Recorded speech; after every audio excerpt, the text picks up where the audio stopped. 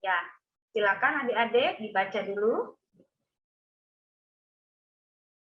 Nah, sudah ya adik-adik. Jadi jawabannya adalah B, yaitu defisit perawatan diri. Sebelum kita menjawab, kita harus terlebih dahulu tahu ya data fokus. Nah, di sini data fokus dari pasien tersebut adalah rambutnya terlihat acak-acakan, pakaian kotor tidak rapi, pada saat makan nasinya berceceran, dan makan tidak pada tempatnya.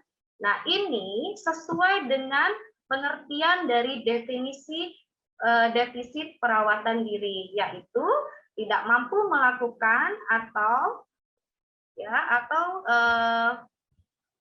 tidak mampu melakukan aktivitas perawatan diri ya.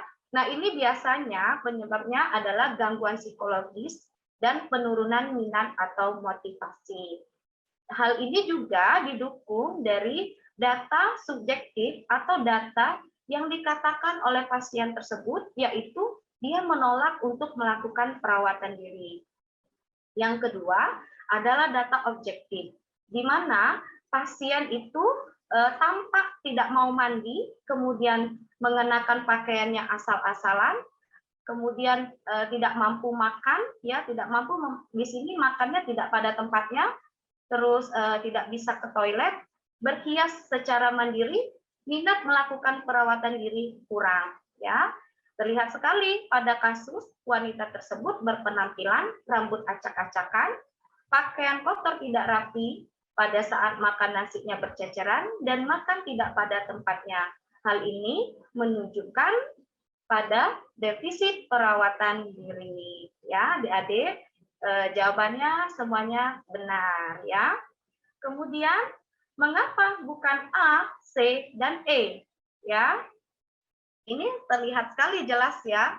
Tadi ya, kalau kita memilih A, yaitu gangguan identitas diri, di sini kita harus tahu dulu apa sih gangguan identitas diri, yaitu adalah tidak mampu mempertahankan persepsinya terhadap diri sendiri ya. Nah, ini kita dapat lihat dari data objektif. Biasanya perilakunya tidak konsisten, hubungannya tidak efektif, penampilan perannya tidak efektif ya. Kemudian pasien tersebut juga akan mengatakan bahwa persepsi terhadap dirinya berubah. Dia bingung dengan nilai-nilai budaya, tujuan hidup, bahkan jenis kelaminnya. Yang C, yaitu adalah harga diri kronis.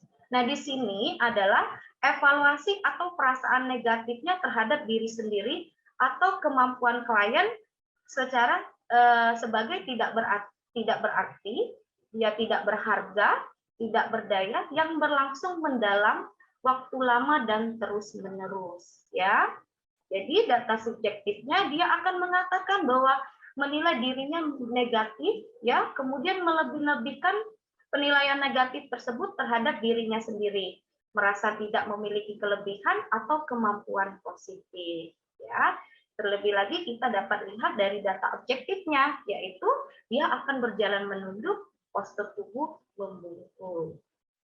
Kenapa juga tidak memilih D, yaitu gangguan sensori persepsi halusinasi.